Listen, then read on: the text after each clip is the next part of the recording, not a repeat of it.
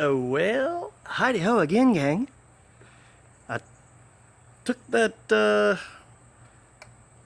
old Sierra fuel pump off there, and I took the guts out of it to rebuild the factory pump.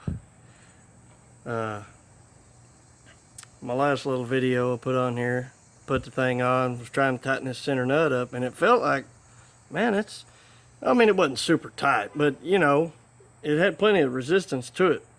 It wouldn't never bottom out. It had plenty of resistance. It felt like it's tight, but this round piece here that's got your screen, your filter in it, turns. I could grab it like that and just turn it.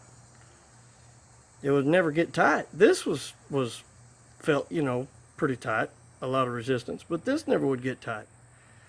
Well, the stud that this bolt threads into on the other one, just a plastic threaded hole there for this bolt to go into. Well, frig, I mean, at the first sign of any resistance, when I first started the motor up, it was leaking around it, and so it obviously wasn't tight. And when I went to tighten it up here,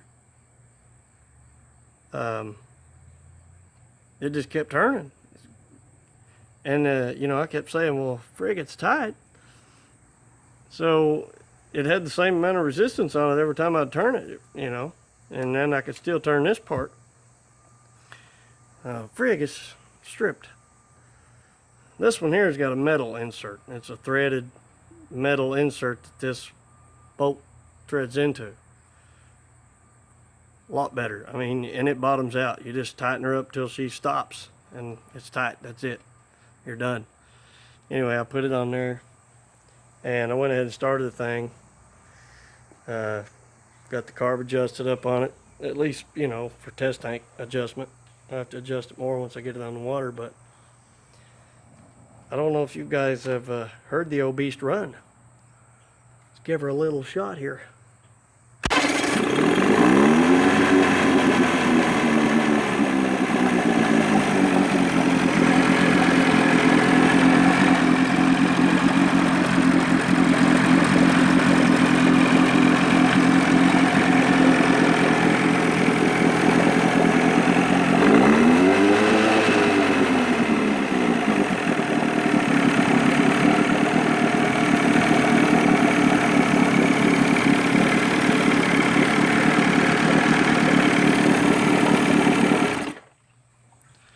So there you go.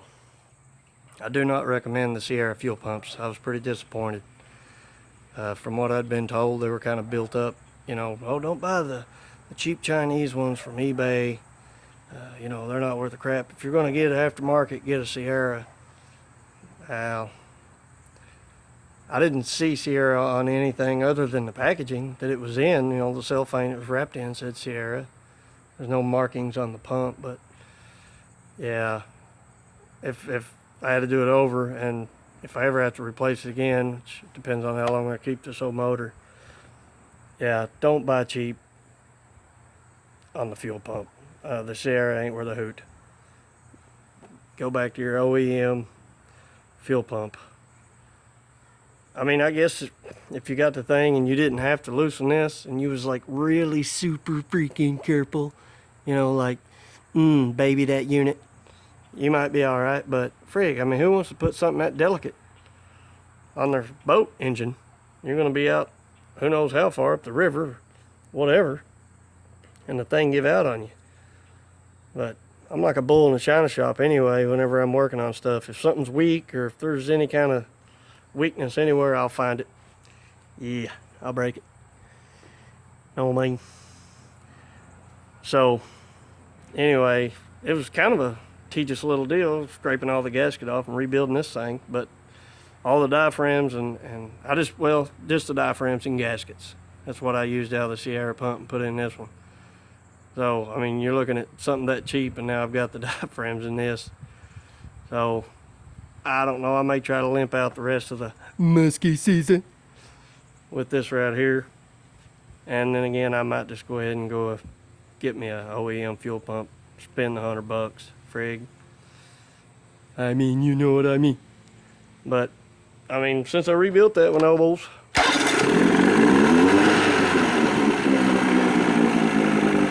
That's high speed, low drag right there. High speed, low drag. That's what that is. I think we're back on the water bulls. High speed, low drag. Anyhow, peace, fam.